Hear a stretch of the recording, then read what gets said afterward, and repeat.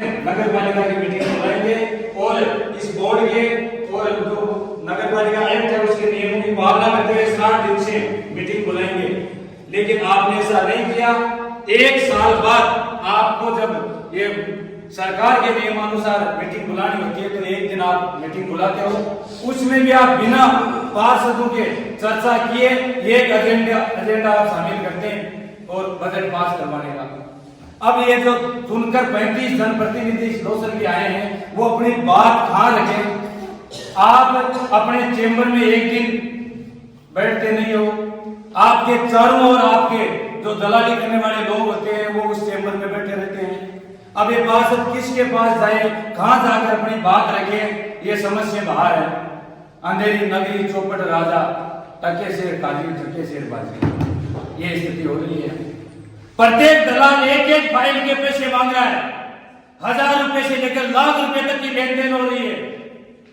अतिक्रमण की दूसरी में यह स्थिति है कि ठेले लगाने वाले लोग भी 50-50 रुपए दिन के देकर अतिक्रमण करके ठेले लगा रहे हैं, लेकिन कोई सुनने वाला नहीं है, कोई सुन लेने वाला नहीं है।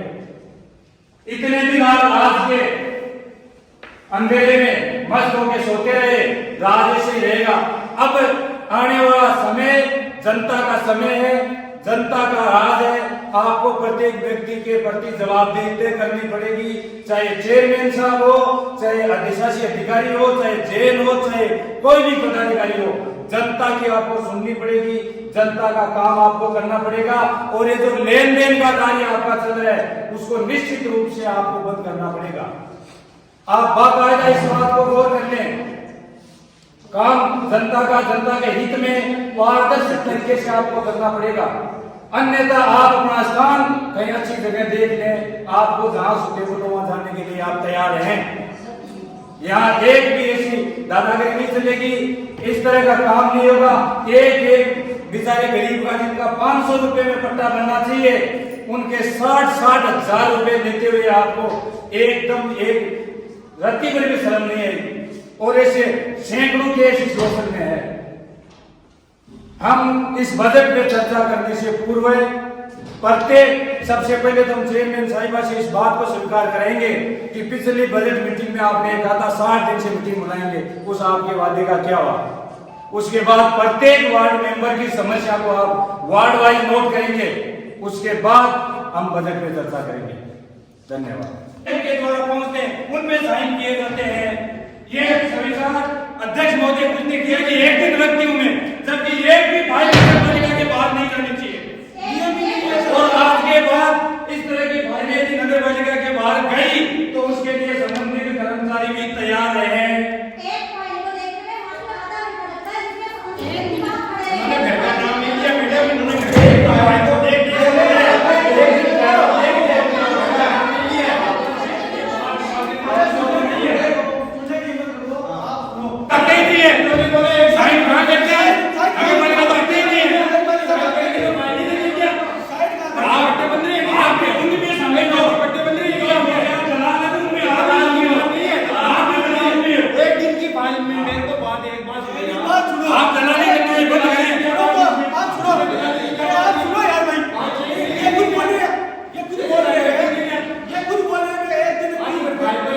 आज नगर पालिका लोसल की बजट मीटिंग, इस जो कार्यकाल चल रहा है वर्तमान में उसका चौथा बजट पेश किया गया अध्यक्ष महोदय द्वारा।